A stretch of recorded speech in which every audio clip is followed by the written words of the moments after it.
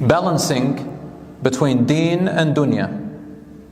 Balancing between deen and dunya. Deen is the religion, our way of life, the Quran and the Sunnah. And dunya is the worldly life, our jobs, our work, our family, our education, our hobbies, our sports, our money, our interests. All of that is part of the dunya. And I've seen a quote a few times, and you probably are familiar with it. Some people write a quote, or they have it on their t-shirts. It says, "Deen over dunya." Deen over dunya. Have you seen that quote before? Deen over dunya. A lot of young people love that quote. It's a very nice quote, and of course deen is over dunya. Allah's pleasure is over the pleasure of this world.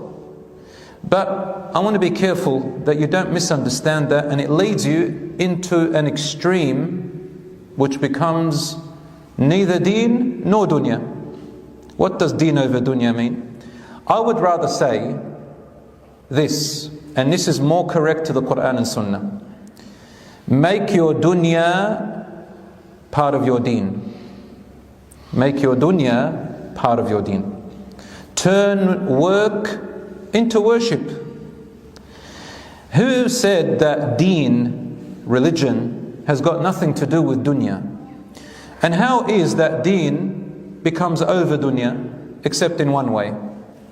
The only way deen becomes over, the dunya, becomes over deen, the world becomes over the deen, is when I abandon the Quran and Sunnah, when I abandon my religious guidance and commands by Allah, and I prioritize my worldly gain and earn my wealth in haram, spend it in haram, use my free time in haram, the commandments and obligations of my religion are neglected and cancelled for the purpose of gaining something from this world. No.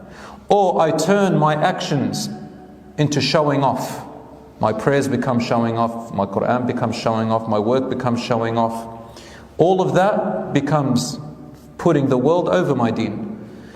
But brothers and sisters, it's very simple. Deen means way of life. The word religion is something that was introduced into the language, English language, later on. In Islam, there's no such thing really as religion, if you want to get technical. We just say religion for the sake of it, because you have to explain it. But deen means way of life. Deen means way of life. And that shows us that Islam is not separate. Our deen, our way of life, is not separate from our normal life. That is why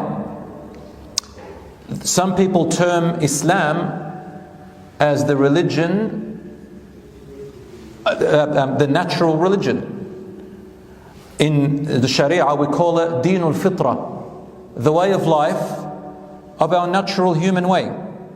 A lot of people don't know this, especially people who don't understand Islam. They compare it to all the other religions of the world, whereas Islam is so different to all the other religions of the world when it comes to how we practice it in our life. Our deen is not separate from our life. Look at the Quran, for example. Everything in the Quran that is mentioned is about all the aspects of our life. Am I right or wrong? In the Quran, you find that, subhanAllah, I even wrote them down because they're so good. The Quran talks about every day-to-day aspects of life. Family, business, dealing with money, property, investments, rights of inheritance, food, social interactions, health and well-being, sports, transportation, health management, organization, dressing, sleeping, hygiene, cosmetics, looking nice, smelling nice, innovations, coming up with new ideas in life, inventions, building and benefiting the society and the community, building buildings to benefit the people and yourselves, and even pets.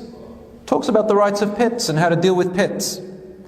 And entertainment, how to have entertainment in life. It talks about values, borrowing, lending, entering into contracts, promising, rights of legal proceedings against someone who has taken your right. The Quran talks about that. And the classical example is in the story of Dawood alayhi salam. When two men came in, each one was complaining about the other. They were seeking litigation. The Quran talks about how to get your right back. It talks about consumer rights, people who buy from you. The seller's rights, employment rights, if you employ someone to work for you. The employer's rights. It talks about visiting. It talks about hospitality. It talks about etiquettes of greeting, treatment of guests, hunting, fishing, sports, recreation, even the etiquettes of how to go to the bathroom and bathe yourself. Everything. Now when you hear, and I'm just mentioning some, there are many things. It talks about the art of war, the art of conflict, the art of differences of opinions. Not only pure worship that we are ritually used to. Not just how to pray. Not just how to fast, not just how to do the Hajj and pilgrimage, not just about hijab, for example. It's not just about how to read the Quran or sadaqah. No, this is one part. But if when you recite the Quran, almost every page has something to do with an aspect of our normal day-to-day life. Halal, haram things. It doesn't mean you're not allowed to entertain yourself or enjoy life. The Quran says, for example, قُلْ مَنْ حَرَّمَ زِينَةَ اللَّهِ لِعِبَادِهِ وَالطَّيِّبَاتِ مِنَ الرِّزْقِ. Say, O Muhammad, say, sallallahu alayhi wasallam, who ever said that enjoying life and enjoying the beauties of life is forbidden?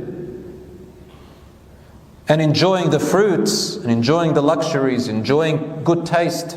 No one forbidden, Allah says. He says, قُلْ هِيَ لِلَّذِينَ آمَنُوا فِي الْحَيَاةِ الدُّنْيَا خَالِصَةً يَوْمَ الْقِيَامَةِ. Say, for those who believe in God, those who want to be religious, those who want to follow the deen, because the people who follow the deen throughout history, through religion, even before Muhammad sallallahu alaihi wasallam, we hear about people who turn into monks, people who they isolate themselves from the world completely. So the people who follow religion throughout history have always been known of the people who try to run away from the luxuries and enjoyments and joy of life. And Allah says, you who do that, you people who seek God's pleasure, you people who love to go to paradise and want to get religious, say it is all yours. This life is not forbidden from you.